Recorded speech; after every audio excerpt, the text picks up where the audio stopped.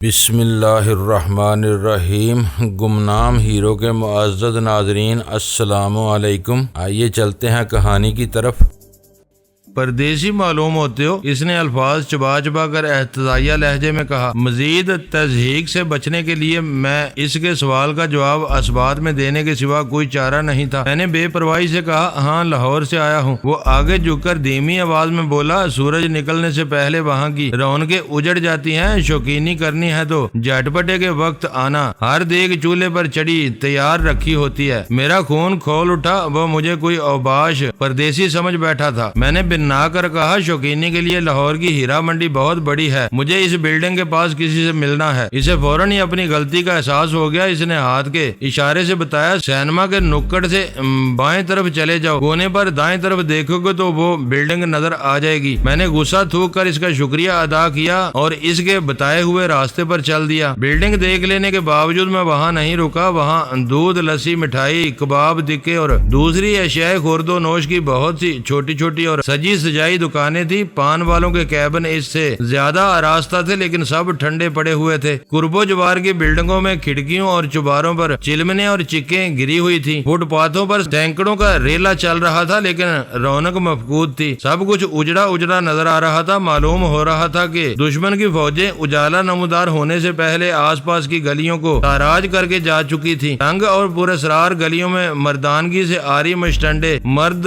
جا بے جا تھڑوں پر بیٹھے ہوئے تھے۔ ان کے بشروں سے ظاہر ہو رہا تھا کہ وہ عورتوں کی کمائیوں پر پل کر پھل پھول رہے تھے۔ میں نے محسوس کیا کہ ان گلیوں میں کچھ شرفا بھی پھنسے ہوئے تھے۔ 3 اور 4 منزلہ عمارتوں میں ایسے گھر اپنے رکھ رکھاؤ سے دور ہی سے پہچانے جا رہے تھے۔ حسن و شباب کی منڈی سجا کر سرے شام تبلوں پر تھاپ دینے والے سوداگروں کے اڈوں پر بانت بانت کی چلمنے اور چکیں اپنی بے نوری سے چیخ چیخ کر اعلان کر رہی تھی کہ ہماری رونقیں دیکھنی ہو تو اجالا کاٹ کر اندھیرے میں آؤ۔ اس پورے علاقے میں تنگ چائے خانوں کی بہتات تھی۔ ان میں 4-6 افراد سے زیادہ نہیں بیٹھ سکتے تھے۔ شاید رات کو دکانیں بند ہو جانے کے بعد اپنی میز کرسیوں سے پوری گلیاں گھیر کر ہم چلاتے تھے۔ دوسرے چکر میں مجھے نیپر روڈ کے ایک چائے خانے میں گنجائش نظر آئی اور میں اندر گھس گیا۔ مجھ سے پہلے 3 افراد وہاں موجود تھے۔ وہ تینوں ہی اپنی پھٹکار زدہ صورتوں سے اس علاقے کے باسی اور دلال نظر آ رہے تھے۔ تینوں نے چونک کر مجھے دیکھا اور پھر نظروں ہی نظروں میں ایک دوسرے کو اشارے کرنے لگے۔ میں ان کی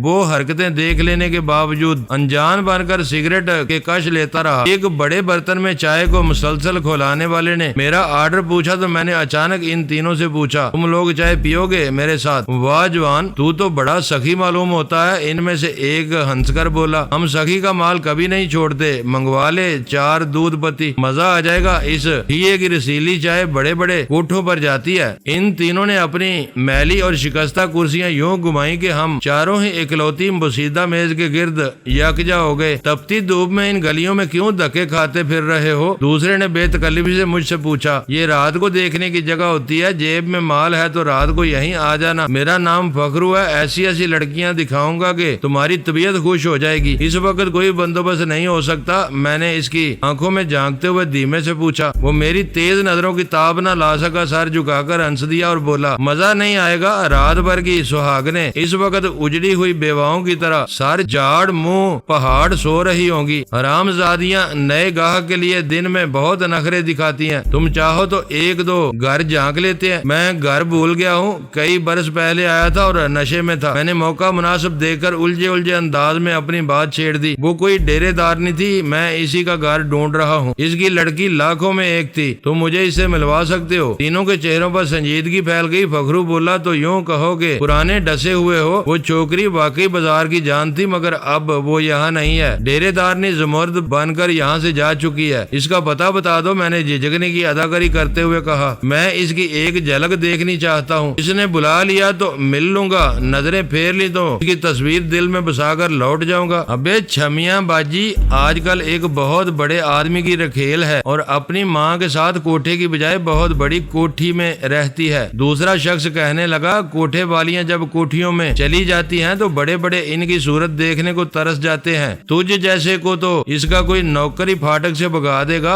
वो मेरी किस्मत होगी। मैंने किसी अलमज़दा आशिक की तरह कहा, हो सके तो तुम इसका पता बता दो, मैं तुम्हें 100 रुपए दूंगा। छमिया ने मुझसे वादा लिया था कि मैं जब भी कराची आऊंगा इससे जरूर मिलूंगा। फखरू इस तरह हंस दिया जैसे मैंने कोई अहमकाना बात कह दी हो। नासिहाना लहजे में बोला, अपने 100 रुपए बर्बाद करने की बजाय इसमें 200 और मिला लो तो शाम को मैं तुम्हें ऐसी आफत से मिलाऊंगा कि तुम छमिया को भूल जाओगे। यहाँ की सारी लड़कियां अपने ग्राहकों को लुभाने के लिए ऐसी ही बातें करती हैं। यही सब सुनते सुनते हमारे बाल सफेद हो रहे हैं। ग्राहक से वादा लेना और इसके साथ भाग निकलने के वादे करना इस बाजार का चलन है। तुम शरीफ आदमी मालूम होते हो, छमिया का ख्याल छोड़ दो। इन चक्रों में पड़ोगे तो प्रिंस सागा को भनक भी मिल गई कि तुम इसके खेल पर निगाह रखते हो तो पता भी नहीं चलेगा कि तुम्हें जमीन खा गई या आसमान निकल गया। वो बहुत टेढ़ा आदमी है, मुझे इसका पता दे दो। मैंने इल्तिजा की, चलो मैं तुम्हें 100 नहीं 200 दे दूंगा। बाऊ हम 3 हैं। तीसरे ने गुफ्तगू में हिस्सा लेते हुए नासिहाना लहजे में कहा, 100 रुपए की पत्ती तो मिलनी ही चाहिए हर एक को। 100 रुपए दो तो मैं एक जुमुर्द और छमिया का पता लाए देता हूँ। 300 बहुत है। मैंने मसनूई एहतिजाज किया, फखरू 300 सालम लड़की दिलवाने की बात कर रहा है और तुम सिर्फ पते के 300 रुपए मांग रहे हो। कुछ तो इंसाफ से काम लो। लौंडिया थोड़ी देर के लिए मिलती है, पता उम्र भर के लिए तुम्हारे काम आएगा। 3 से 1 रुपया कम ना ज्यादा। मंजूर है तो बात करो, वरना चाय के पैसे देकर चलते फिरते नजर आओ। 300 ठीक है। फखरू ने अपने लालची दोस्त की वकालत की। तुझे नहीं मालूम कि ये कितना खतरनाक काम है। प्रिंस सागा को पता चल गया कि छमिया के पुराने आशिकों को इसका नया पता बताते फिर रहे हैं तो वो हमारे हाथ पैर तोड़ डालेगा। वो शहर का बहुत बड़ा और जीदार बदमाश है। हमें मार पड़ी तो हमारे दिलों को ये तसल्ली तो रहेगी कि मुफ्त में नहीं पिटे। हम तुमसे 300 रुपए नहीं, ये समझोगे हरे की 3 बोतलें मांग रहे हैं। बंदा नशा पानी करके बोसकी का कुर्ता और लट्ठे की कलफ लगी शलवार पहनकर शाम को ग्राहकों से बात करे तो वो रोब खा जाते हैं, मोल तोल नहीं करते। पते के लिए नहीं तो हमारे अच्छे धंधे के लिए ही 300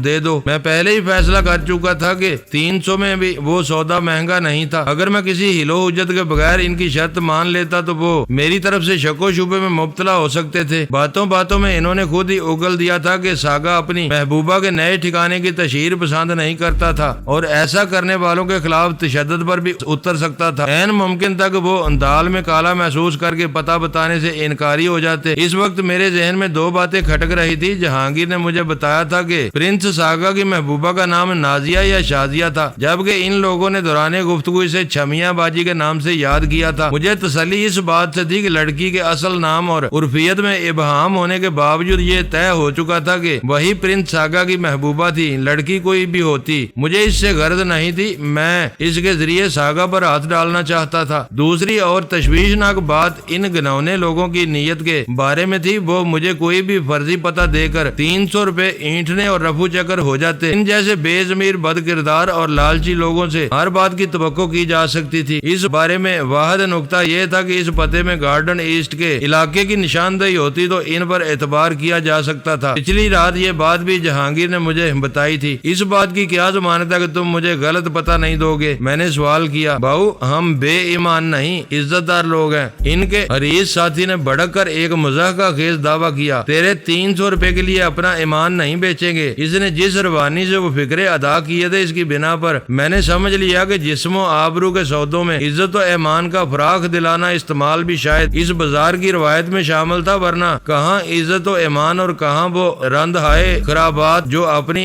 रोजी भी गंदी नालियों में से चुन चुन कर उठाते थे। बस मेरे इत्मीनान के लिए इतना ही काफी है। मैंने हाथ उठाकर बात खत्म कर दी। निकालो एक नोट का बयाना, मैं पता लेकर आता हूँ। इज्जत और ईमान के दावेदार ने हाथ फैला दिया। पता ले आओ, मैं तुम्हारे आदमियों के साथ बैठा हूँ, कहीं भागा नहीं जा रहा। इकट्ठे पैसे दे दूंगा। इसे 100 रुपए दे दो। फखरू ने बहुत बेगैरती से मुझे मशवरा दिया। इसे भी पता मुफ्त नहीं मिल सकेगा, किसी को 150 देने दिलाने पड़ेंगे। यहाँ बयाने के बगैर कोई सौदा नहीं होता। वो द्रोग को 150 रुपए के खर्च का जिक्र करते हुए भूल गया था कि चंद लम्हों पहले ही वो दोनों 100 रुपए फी का मुआवजे की बात कर रहे थे और इसी पर मामला तय हुआ था। मैंने खामोशी से 100 रुपए का एक नोट दे दिया। वो पूरे सौदे का बयाना था और आखिरकार इस कुल रकम में से मिनहा हो जाना था। अगर वो हेर फेर करके مزید 100 روپے ہتھیا بھی لیتے تو میں اس کے لیے تیار تھا۔ عزت داری کا دعویٰ کرنے والا نوٹ اپنی جیب میں رکھ کر چائے خانے سے اترا اور تیزی سے ایک طرف غائب ہو گیا۔ فخرو نے پوچھے بغیر میرے پیکٹ سے ایک سگریٹ نکال کر سلگا لی۔ تم تینوں ایک ہی گھر میں رہتے ہو؟ خاموشی سے بیٹھ کر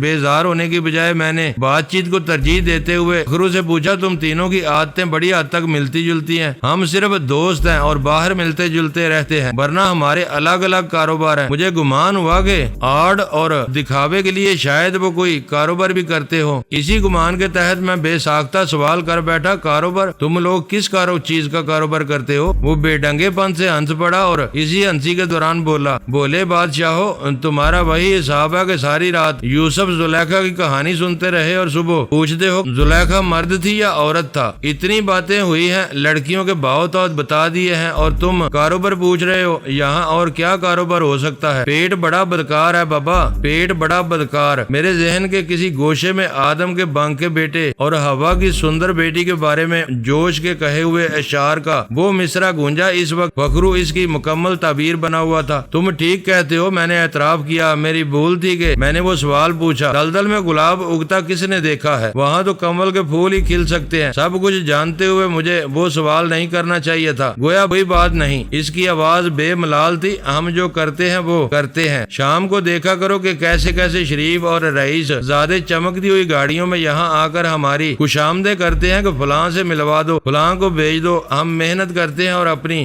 روزی کماتے ہیں۔ بالا خانوں سے اتر کر شہر کی کوٹھیوں میں بس جانے والیوں کی وجہ سے یہاں کی رونقوں کو دھچکا تو ضرور لگا ہوگا۔ میں نے پوچھا، یہاں کی ہر چھمیاں کسی ساگا کا انتظار کرتی رہتی ہوگی؟ بہت فرق پڑا ہے، اس نے میری تائید کی۔ یہ کھلا ہے، وہاں بند دروازوں کے پیچھے سارے قصے طے ہو جاتے ہیں۔ یہ یاد رکھو کہ جہاں مال ہوگا وہاں خریدار ضرور آئے گا۔ اللہ سب کا روزی رساں ہے۔ ایک زمرد جو خود غرض نکل گئی تو کیا فرق پڑتا ہے؟ یہاں سے جانے والی ہر لڑکی اپنے ساتھ 10-5 کو ماموں خالہ پھوپھی بنا کر لے جاتی ہے۔ تبلا، ہارمونیم اور سرنگی بجانے والے ان رشتوں کے سہارے بڑے سکھی رہتے ہیں۔ ناچنے والیاں باہر نکل کر بڑے بڑوں کو اپنے اشاروں پر نچاتی ہیں۔ ان کی اولادیں ہماری طرح زبوں اور خوار نہیں ہوں گی۔ سسرے اپنی کہانیاں گڑھ کر عزت دار گھرانوں میں رشتہ داریاں کر لیں گے اور کھپ جائیں گے۔ فخرو بظاہر جاہل تھا، لیکن اس کی باتیں واقعی فکر انگیز تھیں۔ شہروں میں بسنے والے بہت تیزی سے اپنی ہر شناخت کھو کر مزید دولت کے اسیر ہوتے جا رہے تھے۔ پچھلی رات جہانگیر کے گھر پر یہ معاملہ اٹھا تھا، لیکن وہاں اس کی نوعیت محدود تھی۔ جہانگیر کو اس پڑوسیوں کی گوشہ نشینی سے نالاں تھا۔ فخرو جو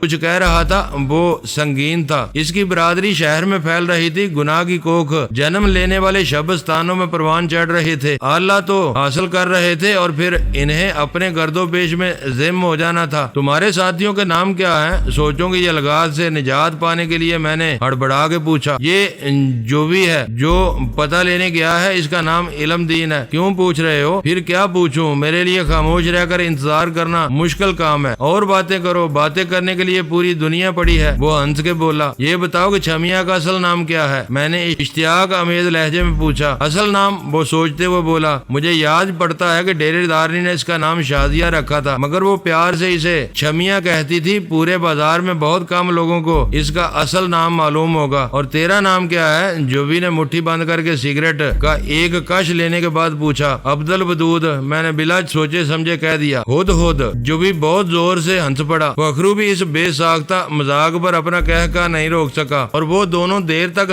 ہنستے چلے گئے۔ میں خاموش بیٹھا پرتشویش نظروں سے انہیں دیکھتا رہا۔ ہنسی تھمی تو جبی نے پھر ہد ہد کہا اور دونوں دوبارہ ہنس پڑے۔ تمہارے ماں باپ کو کوئی اور نام نہیں ملا تھا رکھنے کے لیے؟ ہنسی رکنے کے بعد فخرو نے پوچھا۔ انہیں پتا ہوتا کہ تم اچھے خاصے نام کو ہد ہد بنا دو گے تو ضرور کوئی دوسرا نام سوچتے۔ علم دین کو گئے ہوئے بہت دیر ہو گئی، وہ کب تک واپس آئے گا؟ میں نے بے چینی سے پوچھا۔ بس ٹھوک کر گلی کے نکڑ تک گیا ہے، آتا ہی ہوگا۔ جبی نے یہ کہتے ہوئے اپنی کرسی چھوڑ دی۔ تم دونوں گپیں لڑاؤ، میں اسے دیکھ کر آتا ہوں، کہیں اسے راستے میں کسی نے روک نہ لیا ہو۔ میں سوچ میں پڑ گیا، چھمیا یا شازیہ کا پتہ معلوم کرنے میں اتنی تاخیر غیر معمولی تھی۔ نچلے طبقوں کی یہ اجتماعی نفسیات ہوتی ہے کہ ان میں سے کوئی ابھر کر اوپر جاتا ہے تو ہر شخص اس سے اپنا تقریبی تعلق جتانے میں فخر محسوس کرتا ہے اور اس تعلق کو ثابت کرنے کے لیے اس کے بارے میں زیادہ سے زیادہ باخبر رہنے کی کوشش کرتا ہے۔ میرے دانست میں وہاں کے ہر شخص کو چھمیا اور زمرد کا پتہ زبانی یاد ہونا چاہیے تھا۔ اگر انہوں نے مجھے سامی سمجھ کر پتہ نہ بتانے کا ارادہ کر لیا تھا تو دوسری بات تھی۔ تم کیا سوچ رہے ہو؟ مجھے خاموش پا کر فخرو نے ٹوکا۔ وہ مجھے گہری نظروں سے دیکھ رہا تھا، کہیں علم دین کو کوئی حادثہ پیش نہ آ گیا ہو۔ میں نے مختصر سی کرسی پہ پہلو بدل کر کہا، یہاں رہنے والے سب لوگ ایک دوسرے کو جانتے ہیں، حادثہ ہوا ہوتا تو اب تک خبر آ چکی ہوتی۔ مجھے دیر ہو رہی ہے، وہ پتہ لے آئے تو تم رکھ لینا، میں کسی وقت آ کر لے لوں گا۔ تو کیا تم جا رہے ہو؟ اس نے حیرت اور بے یقینی سے پوچھا۔ ہاں، میں نے کسی کو وقت دیا ہوا ہے، میرا وہاں پہنچنا بہت ضروری ہے۔ کمال ہے، اس نے خود کلامی کے انداز میں کہا۔ میں تو سمجھ رہا تھا کہ چھمیا کے عشق نے تمہاری کھوپڑی الٹ دی ہے اور تم اس سے ملنے کے لیے دنیا کے ہر کام کو پیچھے ڈال سکتے ہو۔ اس نے میری دکھتی رگ پر ہاتھ ڈال دیا تھا۔ میں نے کرسی چھوڑنے کا ارادہ ملتوی کر دیا۔ اس وقت میرے چلے جانے سے میری کہانی کمزور پڑ سکتی تھی۔ وہ تینوں سمجھ لیتے کہ چھمیا کا عشق محض ایک بہانہ تھا، ورنہ میں اس کا حاصل کرنے کا خواہاں تھا۔ میری اس کوشش یا خواہش کو وہ تینوں اپنی مرضی کا کوئی بھی رخ دے سکتے تھے۔ تم اندازہ نہیں کر سکتے کہ چھمیا کے وجود میں قدرت نے کیسا جادو چھپایا ہوا ہے۔ تمہیں معلوم ہی ہے کہ اس بازار میں چند گھنٹوں کی دوستیاں خریدی جاتی ہیں، اس کے ساتھ گزارے ہوئے چند گھنٹے برسوں سے میری زندگی کا اثاثہ بنے ہوئے ہیں۔ میں جب سے کراچی آیا ہوں اس سے ملنے کے لیے تڑپ رہا ہوں۔ سچ پوچھو تو ایک بات ابھی تک میری سمجھ میں نہیں آئی۔ فخرو کے الفاظ نے مجھے چوکنا کر دیا۔ ایک نہیں، بہت سی باتیں تمہاری سمجھ میں نہیں آ سکیں گی کیونکہ تم اسے چھمیا باجی کہتے ہو۔ میں نے اس کی کہی ہوئی بات کا وزن کم کرنے کی نیت سے کہا، باجی اور محبوبہ کے رشتے میں بہت فرق ہوتا ہے۔ میں دوسری بات کہہ رہا تھا، تمہیں اس سے عشق ہو گیا تھا تو تم اتنے سالوں سے کہاں تھے؟ اپنے مقدر کا لکھا جھیل رہا تھا۔ میں نے روایتی عاشقوں والے لب و لہجے میں کہا، میری کھوئی سی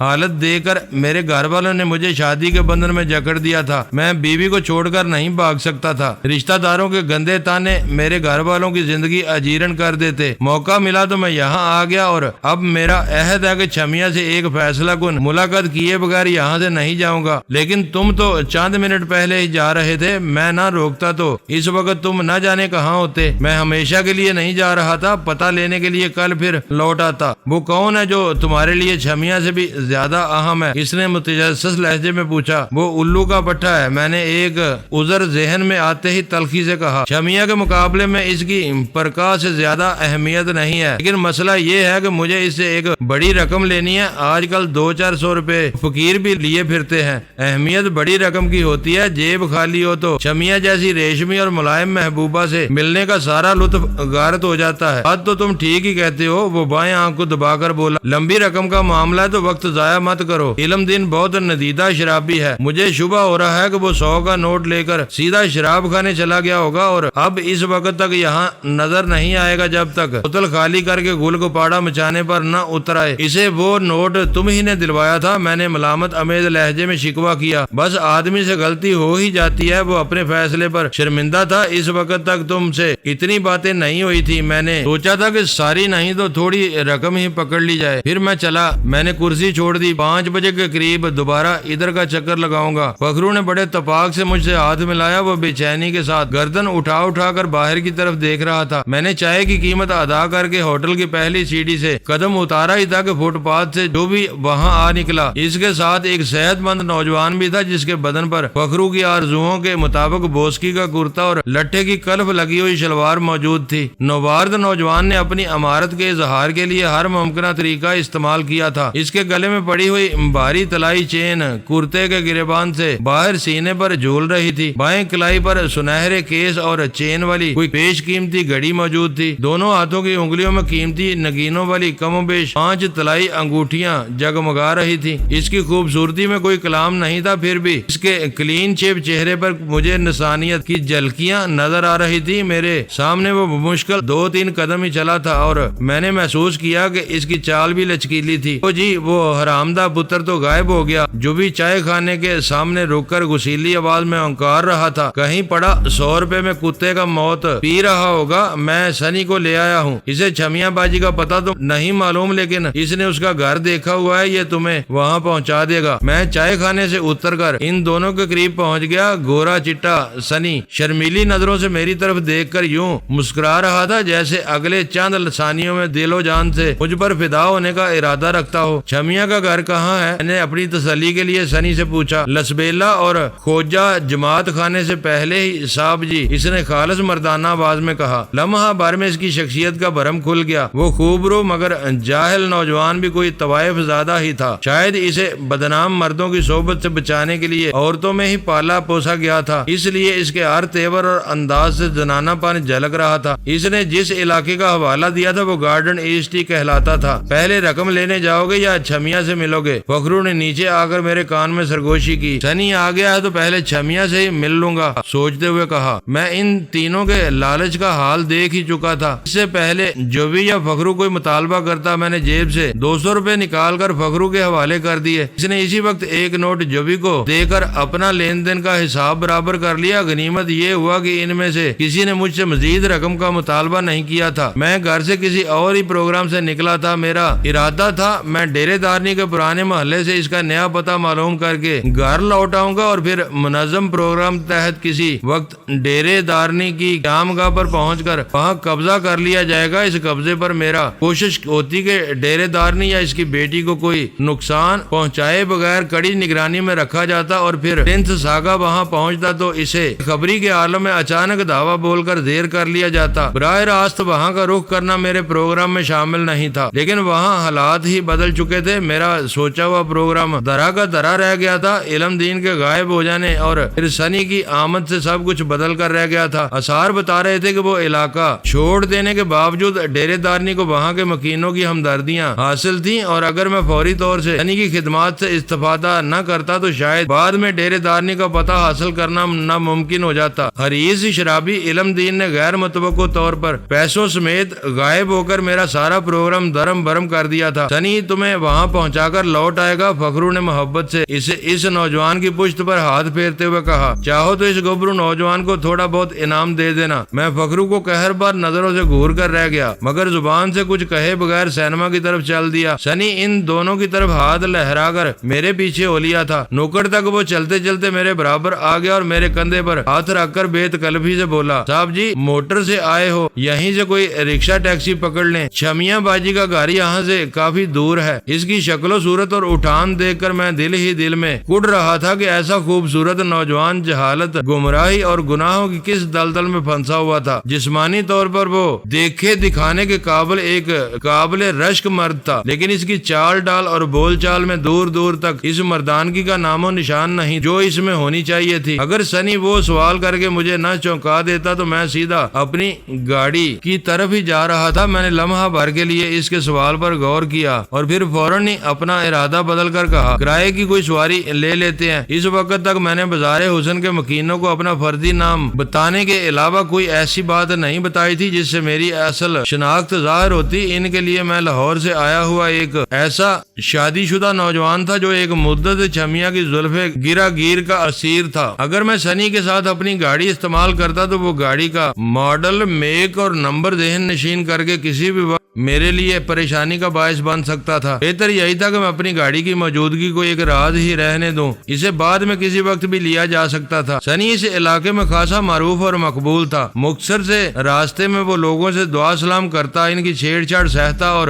فکرے بازی کرتا ہوا ایک شوخ ٹیکسی تک پہنچا تو ٹیکسی ڈرائیور بھی اس کا شناسا نکلا۔ سنی نے میرے لیے پچھلی نشست کا دروازہ کھولا۔ میں اندر کو سرکنے بھی نہ پایا تھا کہ وہ اسی دروازے سے اچانک میرے اوپر آ پڑا اور میں بے اختیار جھرجھری لے کر رہ گیا۔ وہی واقعہ اندھیرے میں رونما ہوا ہوتا تو سنی کے وجود کے گداز سے میں یہی محسوس کرتا کہ کوئی الڑ دوشیزہ بے خبری میں میرے اوپر آ گری ہے۔ میں اسے دوسرے دروازے کی طرف سرک گیا۔